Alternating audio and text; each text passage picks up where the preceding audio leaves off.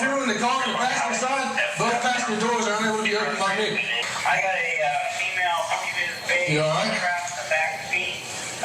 Non-responsive. I don't know, man. Breathing, but non-responsive. The moment Georgia State Trooper A.J. Scott's patrol car collided with the teen's car was captured on his dash cam.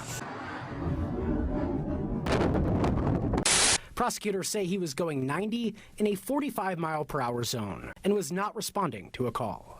Dillon makes that turn, look to the right, see headlights. Next thing I know, I wake up at Grady. So you don't remember anything between the impact and being in the hospital? Do not remember anything. I drug the driver out.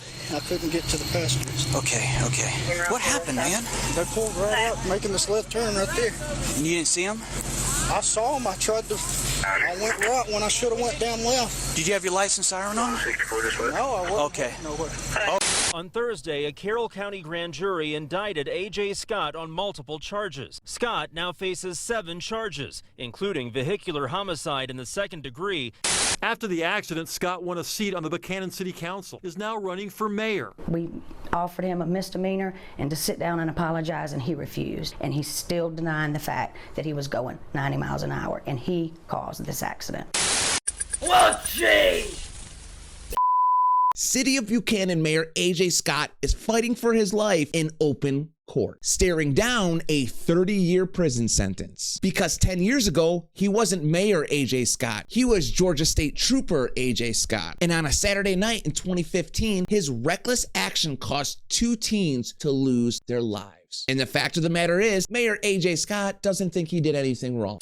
He did not offer any apology or take responsibility for the accident when he testified in the trial. He's faced no punishment up until this point. However, that might change by the end of this video. But of course, there is a lot more to this case. So, to better understand what's happening, why don't we go back to the beginning?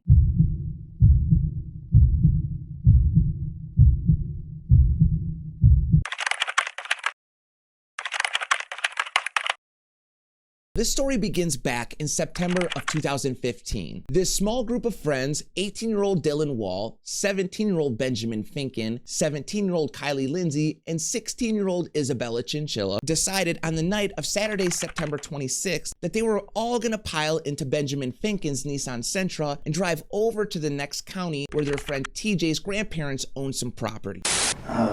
Me, Dillon, the 2 girls, and Dillon's younger brother Quentin all pile into my little Nissan Sentra and head out towards TJ's. At that point, you were driving?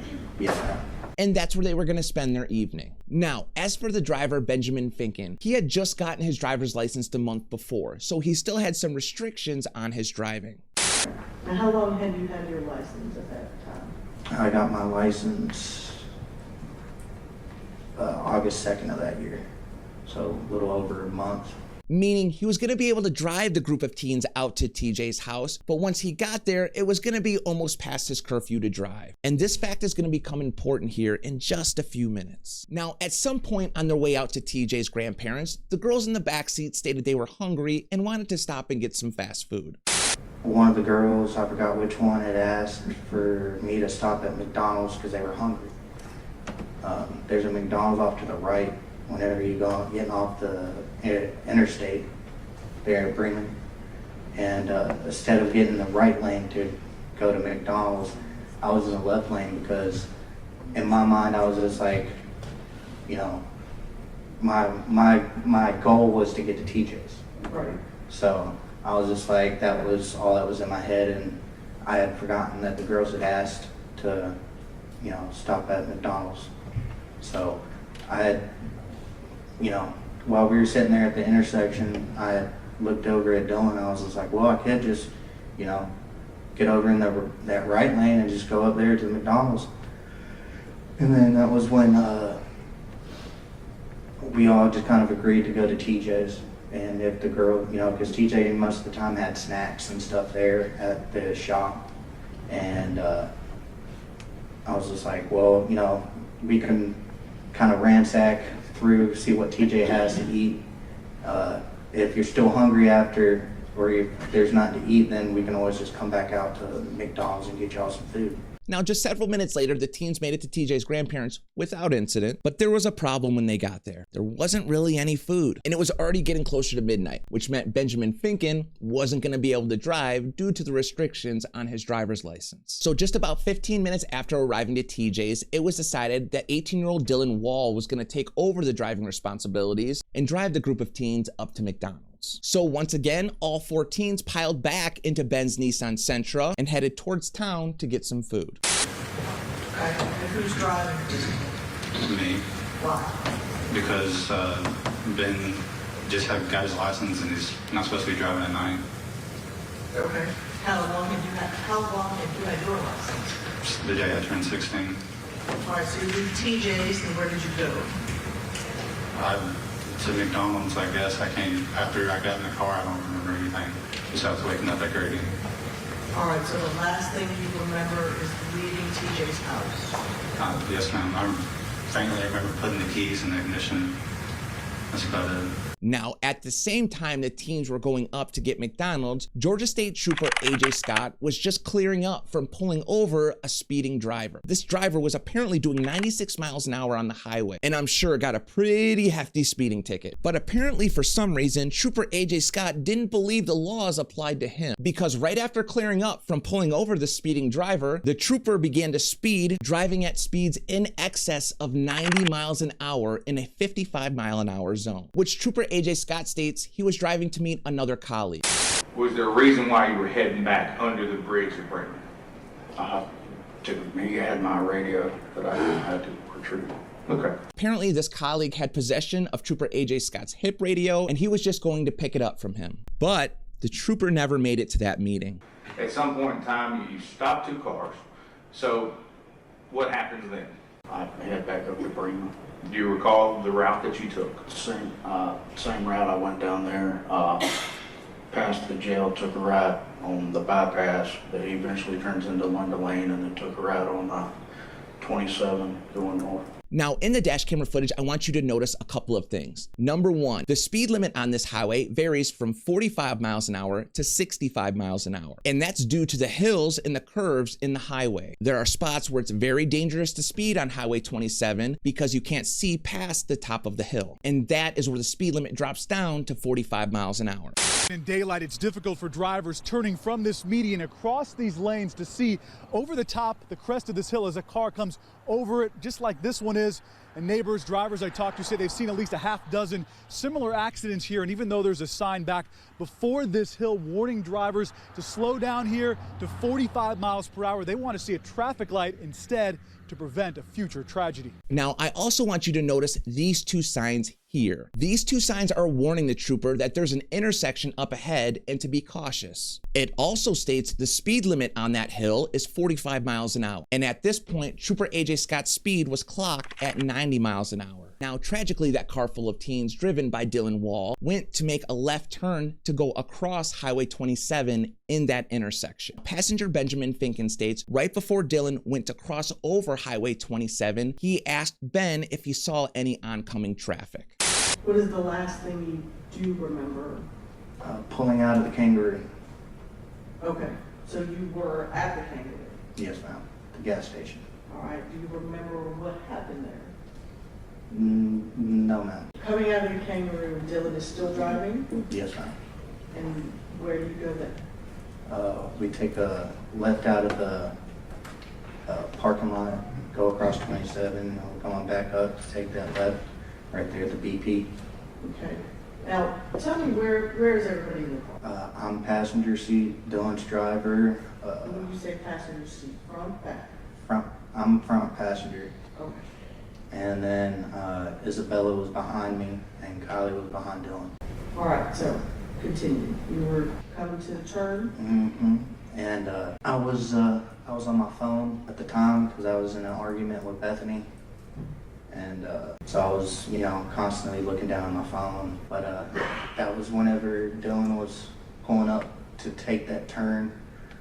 And I was looking down at my phone. Dillon was just like, "You see headlights?"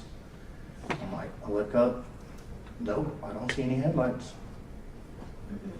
Dillon makes that turn. It's in there, still looking at my phone. Put my phone down. Look to the right, see headlights. Next thing I know, I wake up at Grady. Ben states he looked up and to his right and there were no cars coming. So he told Dillon to keep on going. But then Ben states a split second later, he looked to his right again, and that's when he noticed headlights coming right for them. And this was Trooper AJ Scott. You can see in Trooper Scott's dash camera footage, he doesn't notice the car full of teens until he's already at the crest of the hill, which is right before that intersection where the teens are crossing. Now, due to the trooper driving nearly double the speed limit, there was really no time for anybody to react. You can see in the footage, the trooper tries to jerk his wheel to the right, but that's the same direction that the teens are going in. So the trooper then quickly decides to overcorrect and go to the left. And at 90 miles an hour, the trooper crashes into the back half of the teens' car, tragically where teens Isabella Chinchilla and Kylie Lindsey are sitting. Now, as you can imagine, the collision at that speed caused an explosion of car parts, and essentially both of the vehicles went flying, eventually coming to a rest in a ditch on the side of the road. Now, thankfully for Trooper AJ Scott, he essentially walked away from this crash with next to no injuries. He was taken to a local hospital to essentially have a checkup and have his blood drawn, and was released that same evening. Tragically, I can't say the same thing for the car full of teens. From the reports I read, apparently the teen girls in the backseat, Isabella Chinchilla and Kylie Lindsey, were not wearing their seatbelts. The friends were both riding in the backseat of a car late Saturday with two teenage boys in the front. Investigators say their car turned out in front of a state patrol car. One of the girls was not wearing a seatbelt and thrown out. And sadly, Kylie was ejected from the vehicle during the collision. However, she was miraculously still conscious when EMS arrived. When we got to her, fire department was there also, and they already had on the backboard. She was talking, not saying much. She was in bad shape. She was a little cyanotic around the lips. It's a bluish color. It lets me know that she's not oxygenating well.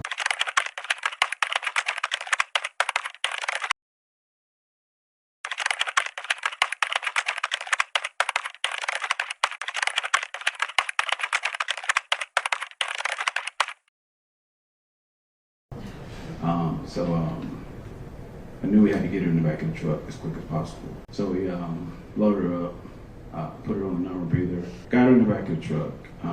We took her to Atlanta Medical Center once we left the scene.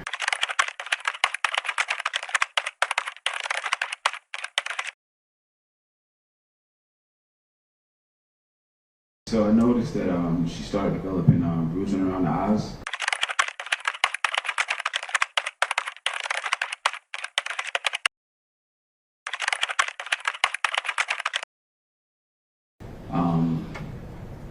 And like her level of consciousness started to decrease before we left the scene. I knew that she had blood and secretions coming out of her mouth, so I knew I needed to protect her airway. So the choice was made that we needed to intubate her, which is a breathing tube that helps our patients breathe a little better. So we ended up having to chemically sedate her. We did that. And before we did that, she told me her first name. Yeah, she told me her first name, and she asked for her mom. Her name was Kylie. Kylie was in bad shape, but repeatedly asked for her mother, obviously suffering a very severe head injury.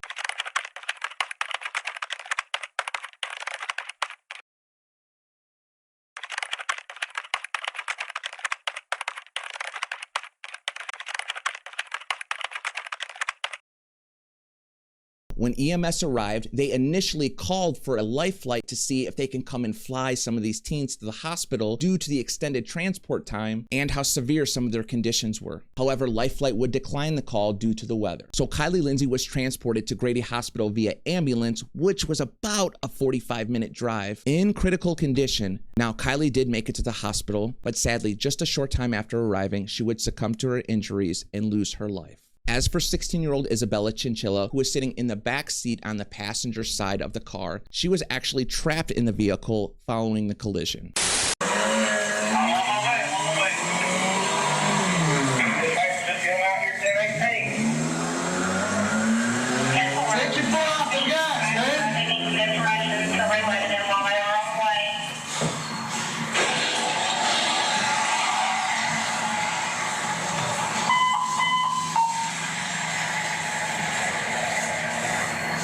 still, okay?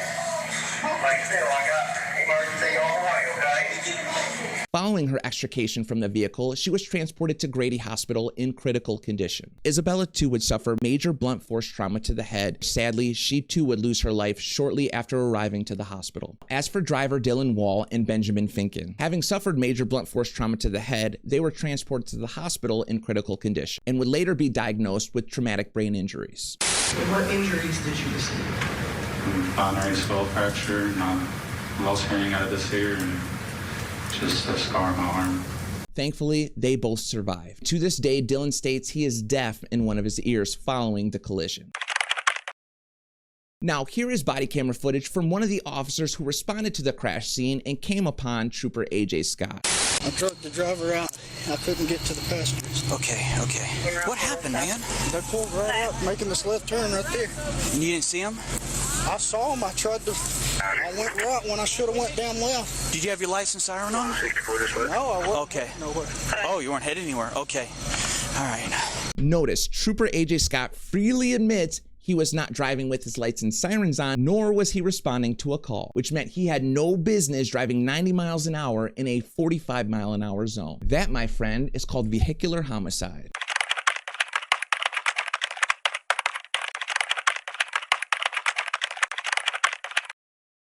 Now, per some of the reports, there were alcohol bottles found around the scene and apparently in the teen's car. One of the paramedics who responded to the collision would later testify that driver Dillon Wall admitted to drinking that evening.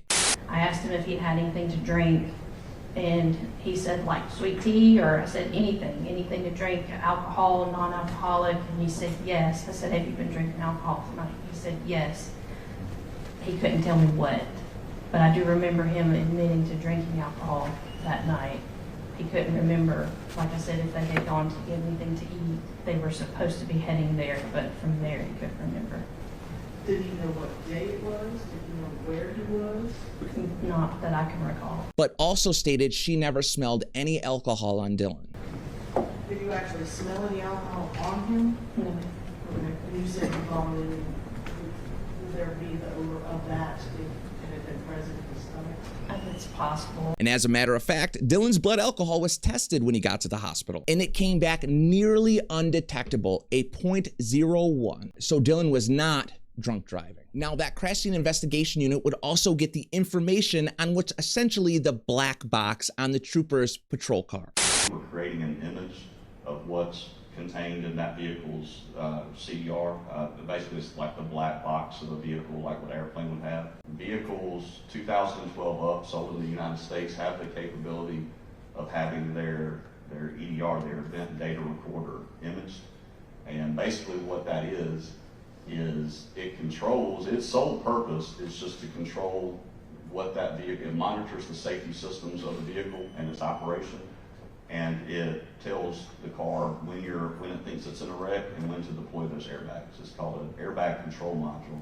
And the EDR, the event data recorder, is contained within that airbag control module. That's its only purpose, is to pop the airbags out in a crash.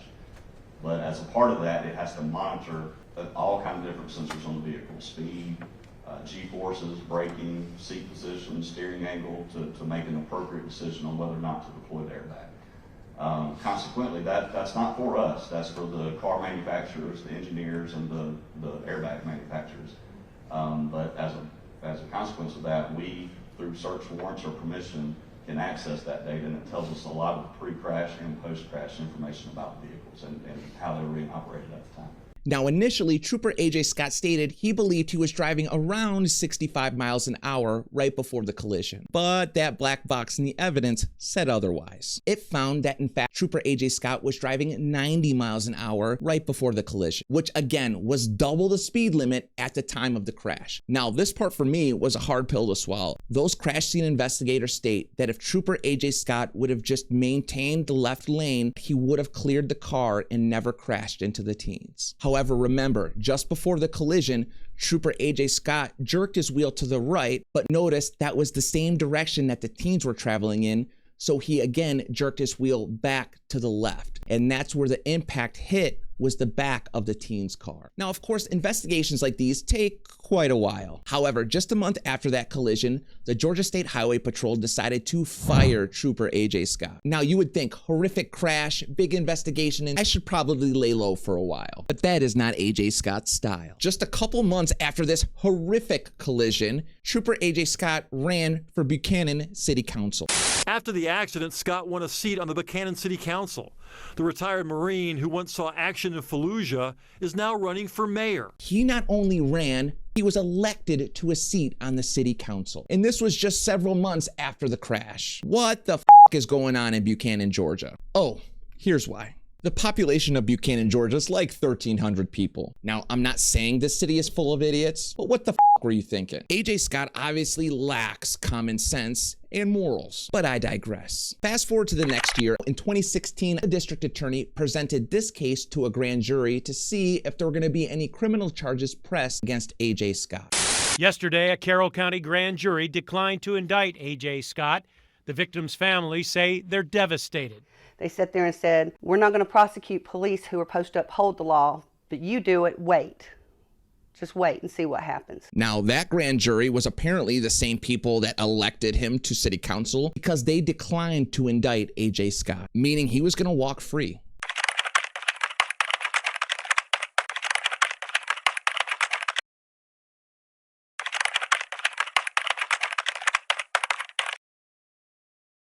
Two previous attempts by the Carroll County District Attorney to indict Scott ultimately failed. Scott's attorney, Mac Pilgrim, tells me he's ready to fight this third try. We are a little disappointed that the state has chosen to present this, we think, for a third time. We believe that's illegal.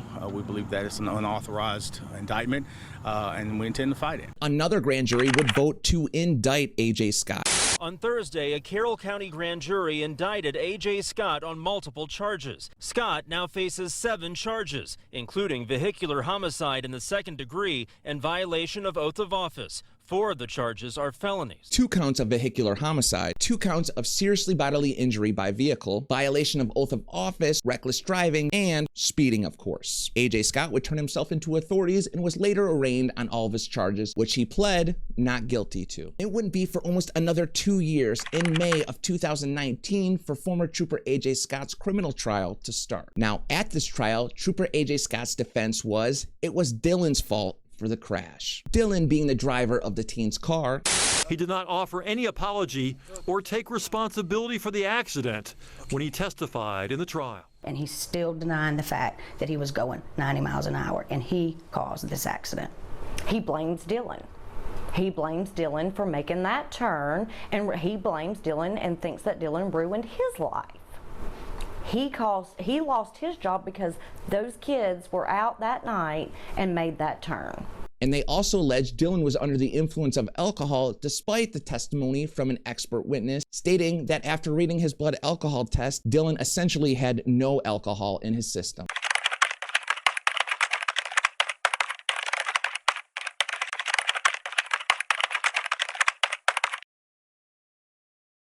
Trooper AJ Scott would take zero accountability for any of his actions that night during the trial. And if you ask me, he got lucky, because the judge would go on to state that the prosecution didn't turn all the evidence over to the defense. At this time, we're going to make a motion. But what happened next would bring peace to no one. While the jury deliberated, Chief Superior Court Judge John Simpson ordered a mistrial. He was furious that the state had not shared with the defense an alternative theory. At one point, State Patrol investigators suggested Kylie could have been leaning or sitting in the front seat and thus blocked Dillon Wall's view of the speeding state trooper. Do you have any memory of Kylie being in the front seat? No, but there'd be no, that's just bullcrap. Bullcrap? Yeah, it's bullcrap. That's so stupid. I mean, why would she be sitting up on top of the center console when there's a whole row of seats in the back she could have been sitting in, which she was? And because that theory was not disclosed to the defense team, the judge would go on to rule a mistrial. But it's not over.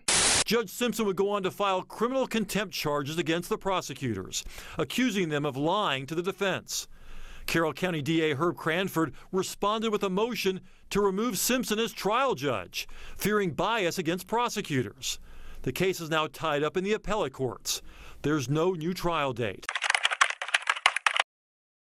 AJ Scott would go to double down on his political aspirations, and just months after the trial, he ran for mayor of Buchanan, Georgia. And wouldn't you believe it, the voters of Buchanan went 2 for 2 and elected AJ Scott as mayor of their city. They need to get that fucking water tested down there. I'm not talking shit, but how do you elect this guy? And wouldn't you know it, there would go on to be multiple issues with AJ Scott as the mayor. Why don't we listen? This report from the Dallas Police Department outlines what happened when Scott went into this Paulding County business last month. The report says after an employee at the business recognized Scott as the trooper who hit the girls, the owner asked him to leave, and Scott didn't like it. The owner alleges that Scott threatened to whoop his expletive and began beating his chest. Scott's attorney told me by phone there's no question it became heated, but put some of the blame on the business owner.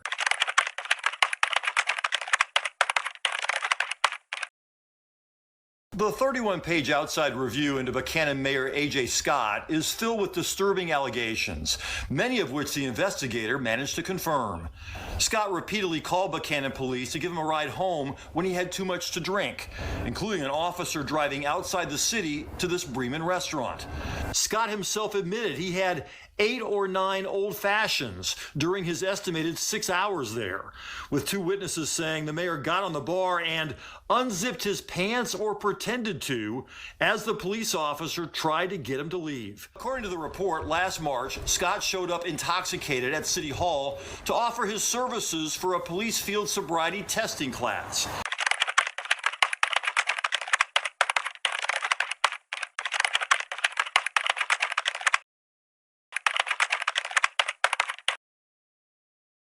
Even though no one in the police department asked him to volunteer. The instructor saw cans and bottles of alcoholic beverages on the mayor's desk. And when the investigator asked to review the mayor's phone to see whether he tried to cover up any of his actions, Scott refused to let him look. That report, as ugly as it is, will apparently have no effect on his tenure. City council members read it over and decided there was nothing in there to justify removing him from office. Ironically, the police chief and assistant chief both lost their jobs following the report. Each claim it's retribution because the mayor was mad that they documented his drinking through official police reports. Apparently, AJ Scott used a local law enforcement as his sober driver home on multiple occasions. And when local business owners would recognize him and refuse to give him service because of the crash, he would turn into a toddler and make it a big scene, requiring the cops to respond. How did nobody see this coming? I'm shocked. Who would have believed that AJ Scott wasn't a good guy? Not only was former trooper AJ Scott elected to city council and mayor in Buchanan, Georgia, in 2023, he was re-elected as mayor of Buchanan, Georgia. Again, I have to remind myself, this is a city of 1,300 people, so you have to take that into account. Now back to the criminal case. A second trial date was set for April 2025 to retry AJ Scott on his criminal charges. The mayor of a small West Georgia town is once again on trial. Today, jury selection began and the retrial against Buchanan Mayor A.J. Scott. If convicted on all charges, Scott could face up to 30 years in prison. And on Monday, August 18th, a jury was seated to begin the trial. Only at this trial, there were a couple changes. This time with a new judge and a new prosecutor. What I will not put up with is a threat being made from one person in the courtroom to the other. The only people who will be removed from this courtroom will be by me when you cannot follow my instructions and directions. AJ Scott actually took the stand in his own defense. Here are a couple clips from that testimony. At 11:19, you stopped a vehicle doing 96 miles an hour at Old Noonan Road in Cross Plains. Is that accurate? I do not recall. I know I stopped a couple vehicles, but I do not recall what they were traveling or anything like that. Okay, but Georgia State Patrol keeps a record of all the stops that you've made. Is that fair? Yes. Okay, so if that record showed that you indeed, quote unquote, clocked a red sedan going 96 at 23:19, which would have been 11:19 in the evening, that would be accurate? I believe so. Primary Unit 121, that would be you? Yes, ma'am. Okay. And you were a trooper for over 4 years? About 4 years, yes, ma'am. All right. And so I assume that you were aware that the speed limit on 27 is 55? Yes, ma'am. 55 and 65, depending on where you're at. Yes, ma'am. But in this particular space, 55. Yes, ma'am. And so as a law enforcement officer, there are opportunities when you are permitted to speed. Is that accurate? Yes, ma'am. When you are on your way to a call with your lights and sirens, responding to an emergency, Yes, ma'am. okay? Perhaps chasing someone who's fleeing, Yes, ma'am. okay? None of those instances applied in this case though, did they? No, ma'am. All right. Now, can you tell me what these signs are on each side of this road? And this is the BP station, right? And this is the area of the collision up here at the top of this hill. Is that Yes, correct? ma'am. Yes, ma'am. And so there's a sign on each side of the road. And that 45 means that that's the suggested speed traveling up that hill, is it not? Yes. Did you see those signs as you drove by them? No, ma'am. You did not. I don't believe I did. Okay, have you driven by them before? I had to, yes, ma'am. Okay. And so just to be clear, on this particular evening, you are exceeding that posted speed limit. At about 5 seconds before this, you're driving about 90 miles an hour. Is that accurate? Yes. And you are not running lights and sirens. No, ma'am. You are not going to a call. You are going back to the bridge. Yes, ma'am. And I'm assuming by the time you guys see this video, there could possibly be a verdict in the case.